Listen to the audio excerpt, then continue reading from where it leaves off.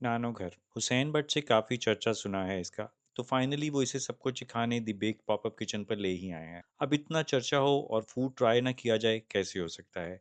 मगर सबसे पहले भट्ट साहब की नानो से तो बात करें, जिनकी रेसिपी वहाँ पर सर्व की जा रही थी। मैंने अपनी सास से सीखी। मेरी अम्मी भी बनाती थी, अच्छा। मेरी सास भी बनाती थी, आगे से मेरी सास। मैं अब वैसे बनाती हूँ। अब लोग मेरे से पूछते हैं क्या आपने कहा ये सिलवट्टा जो है ये मैंने जल्दी पुश्ती चल रहा सिलवट्टा है, चल रहा है। किसने बनाया? स्पेशल ये वजह है कि वो उसको पकाना ज़्यादा पड़ता अच्छा। है। लोग कढ़ी को ज़्यादा नहीं पकाते, वो बस बेसन घोला दही में और बस आधे घंटे में पका के तो वो फारग हो जाते हैं। Now let's talk to one of the chefs जो कि इनकी ही फैमिली मेंबर हैं। इन दिस मतलब रेस्टोरेंट में फर्स्ट टाइम, लेकिन घर में तो मैं बनाती रहती हूँ। चलें हुसैन भट्ट से भी पूछ लेते हैं कि वो इस ब्रांड के गाइस, बारे में। दिस इज़ नानो घर सीरीज़ का हमने एक सीरीज़ है जो इंस्टाग्राम पे काफ़ी देर से चल रही है। People were loving the recipes, so I thought why not come up with a pop up. It's third day now. शुरू में काफ़ी हासिल हुआ, काफ़ी मसले आए, खाने में बहुत मसले आए। कभी लगा था खाना फीका है, कभी कुछ है, because obviously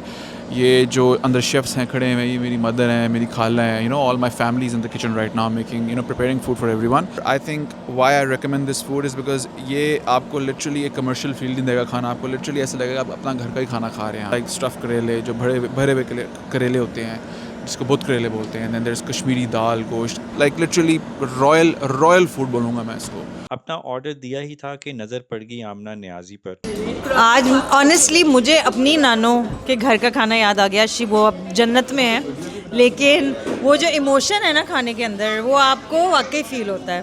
and I think तीसरी दफ़ा हमने ऑर्डर किए हैं दोनों थालियाँ। बेस्ट क्या लगा आपको? आई लव द कड़ी। बहुत बहुत बहुत मज़ेदार है, बहुत मज़ेदार। इसी सिलसिला में हमारी थाली भी आ गई, जिसमें कश्मीरी खानों की झलक दिखाई दे रही थी। हमारी थाली में थे मटन कोफ्ते, अचारी हांडी, दाल गोश्त, बुत करेले, सफ़ेद चावल और ये मिंट रायता। इसके साथ दो छोटे से फुलके भी थे। सबसे पहले मैंने इब्तदा की इन बुत करेलों से, जिनमें मटन फिल किया गया था। गरम गरम बुत करेले का पहला नवाला ही बोल गया कि भाई नानों का खाना कमाल है। अब बारी थी इस चिकन अचारी हांडी की, जिसको मैंने रायते के साथ लिया। पहला नवाला और भाई वाह! हांडी और रायते के जायके ने अलग-अलग ज़ुबान पर दस्तक दी। अब नानों के इस कोफ्ते की भी सुन लेते हैं, ये क्या कहानी सुनाता है। कोफ्ते की रंगत अपनी कहानी खुद ही कह रही थी, मगर नवाला लेना तो लाजिम था। एक नवाला और जायके का सारा किस्सा बयान हो गया। बेहतरीन कहानी है ये भी। आखिर में अमालनामा पेश किया, मेहमानों के तासरात वाले कार्ड में खाना पूरी की और नानो घर से वापसी पकड़ी।